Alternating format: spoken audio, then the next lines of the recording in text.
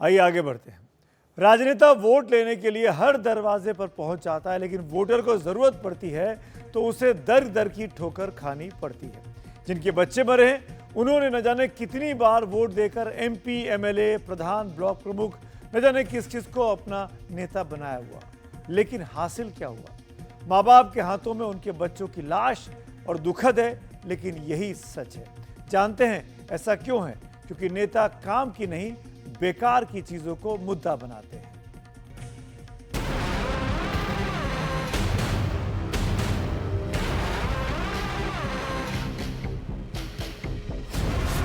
महाराष्ट्र में भाषा विवाद का विषय क्यों है?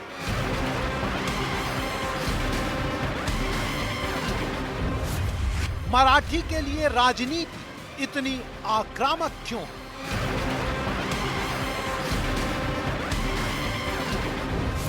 हिंदी का विरोध क्यों है?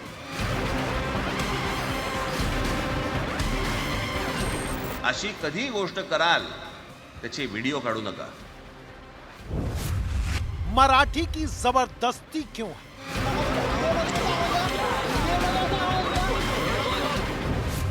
भाषा के नाम पर हिंसा की छूट क्यों है? तुमको पटक पटक के मारेंगे। भाषा के नाम पर मंच से धमकी की इजाजत क्यों है?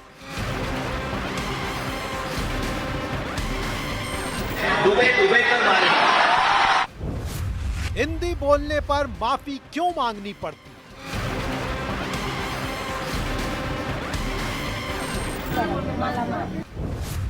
गुजराती में लिखे बोर्ड का विरोध क्यों?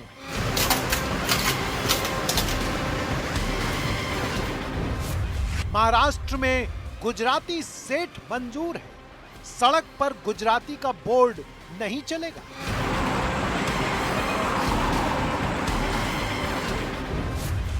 मुंबई में हिंदी के बॉलीवुड का सम्मान तो मराठी के लिए सयारा का विरोध क्यों है?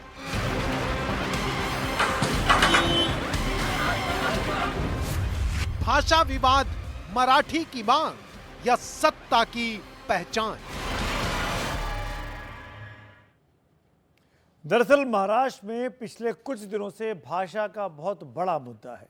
हिंदी बोलने वालों की सरेआम पिटाई हो रही है और अब भाषा की राजनीति गुजराती के खिलाफ भी मुड़ गई है। वैसे लड़ाई तो सयारा नाम की फिल्म को लेकर भी शुरू हुई, और हाँ, नवी मुंबई में एक और युवक की फिर से पिटाई हुई है। एक्शन डिजिटल था लेकिन रिएक्शन फिजिकल हो गया। भाषा के विवाद पर माहौल कितना सीरियस है आप भी देख लीजिए।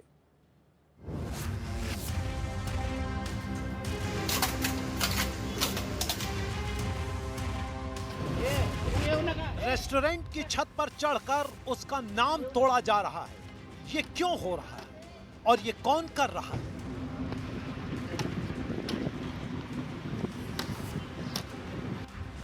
हाईवे पर लगे साइन बोर्ड्स को काले कपड़ों से ढका जा रहा है। ये क्या हो रहा है और ये कौन कर रहा है?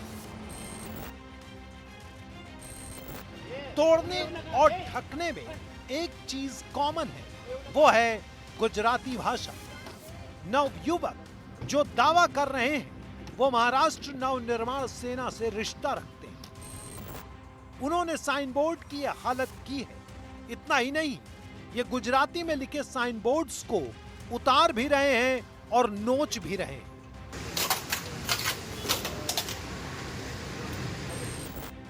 ये भाषा के विरोध में महाराष्ट्र के नवनिर्माण का दावा करने वाली पार्टी की राजनीति है। इन्हें मराठी की जिद है, ये उसके आगे किसी की नहीं सुनती। महाराष्ट्र नवनिर्माण सेनेचा बाला साहब ठाकरे और अब उनके भतीजे राज ठाकरे मराठी भाषा और मानुष की राजनीति करते हैं। उनकी राजनीति में भाषा का विरोध बहुत पुराना मुद्दा और स्टाइल है।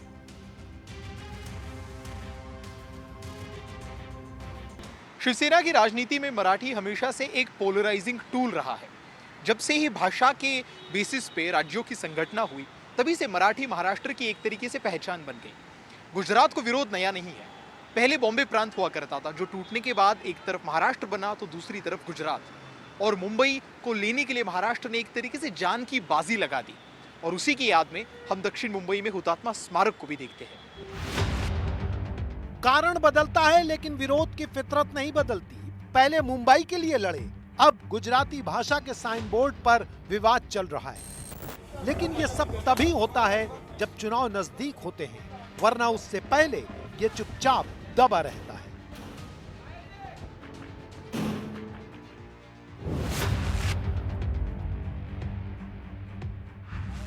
शिवसेना उद्धव के नेता हैं संजय राउत।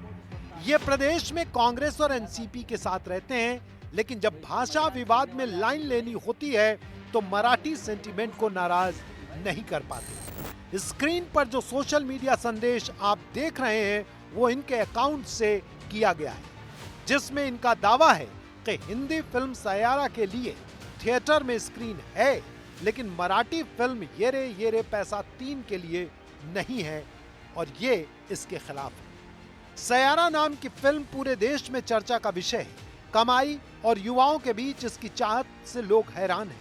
सोशल मीडिया इस फिल्म पर लोगों की प्रतिक्रिया और मीम से भरा हुआ है, लेकिन इस फिल्म पर ऐतराज है। मराठी फिल्म की कीमत पर कुछ भी मंजूर नहीं है। ज्या पद्धतीने अभय खोपकर लढत होते या सगळ्या गोष्टींसाठी, त्याच्यामुळे त्यांच्याच चित्रपटावर सूड उगवायचा या पद्धतीचं कारस्थान काही थिएटर मालक करण्याचा प्रयत्न करतात। आमचा त्यांना इशारा आहे की त्यांनी योग्य वेळी टाळ्यावर यावं, नाहीतर त्यांना टाळ्यावर कसं आणायचं ते आम्हाला व्यवस्थित माहिती। जिस फिल्म के लिए सयारा को निशाने पर लिया जा रहा है उसके निर्माता अभय खोपकर है। खोपकर की खासियत यह है कि इन्होंने महाराष्ट्र में मराठी फिल्मों के लिए स्क्रीन के आरक्षण की लड़ाई लड़ी और जीती है। महाराष्ट्र में मल्टी स्क्रीन थिएटर में एक स्क्रीन मराठी फिल्म के लिए आरक्षित रखने का नियम है। अब जब उनकी अपनी फिल्म को स्क्रीन नहीं मिल रही तो उनका गुस्सा लाजमी है। दावा यह भी है कि मराठी फिल्म के लिए स्क्रीन आरक्षण से नाराज थिएटर मालिक खोपकर से बदला निकाल रहे हैं। तो मल्टीप्लेक्स में अगर 6 स्क्रीन है तो 6 स्क्रीन में एक स्क्रीन कंपलसरी आपको मराठी फिल्म आपको लगानी चाहिए। ये कानून है। अगर आप इस कानून का पालन नहीं करते हो, क्या आप सरकार से ऊपर हो? मुझे ऐसे लगता है कि सरकार ने ऐसे मल्टीप्लेक्स के ऊपर कानूनी कार्रवाई करनी चाहिए जो महाराष्ट्र में हमारी जो भाषा है उसका अपमान कर रहे हैं, उसको स्थान नहीं मिल रहा। एक तरफ भाषा के नाम पर सयारा का विरोध है तो दूसरी तरफ वो राजनेता हैं जो मराठी भाषा की राजनीति से सहमत नहीं है, लेकिन उनके लिए भी ये मुद्दा है अपने विरोधियों को नीचा दिखाने है। जिसको अगर कुछ भी अगर किसी को ऐसा अन्याय लगता रहेगा, उन्होंने सरकार के लोगों से संपर्क करना चाहिए। हम मदद करेंगे। हमारे वो जो कुछ ये रे पैसा जो उनको स्क्रीन चाहिए, हम उनको मदद करेंगे। इसके लिए इतना कुछ सोचने का जरूरत ही ना। हम लोग सरकार में बैठे हैं ना, हम लोग मदद करेंगे ना। हम भी मराठी है, हम क्या पाकिस्तान से आए नहीं है क्या? अभी नया मुद्दा नहीं है, नया मुद्दा नहीं है।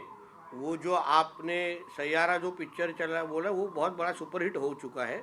उसके साथ अगर अपने ये मराठी पिक्चर भी उतनी अच्छी होगी, उनको किधर स्क्रीन कम ज़्यादा होती रहेगी। डिस्ट्रीब्यूटर बिजनेस माइंडसेट से हर चीज़ को देखते हैं, तो इसलिए वो विषय अगर हमारे कोर्ट में दिया है तो हम अच्छी तरह से सॉल्व कर सकते हैं। भाषा संवेदना है, लेकिन राजनीति के लिए मौका है। इसे समझना बहुत जरूरी है, वरना जब जब चुनाव आएंगे ये विवाद सिर उठाएंगे।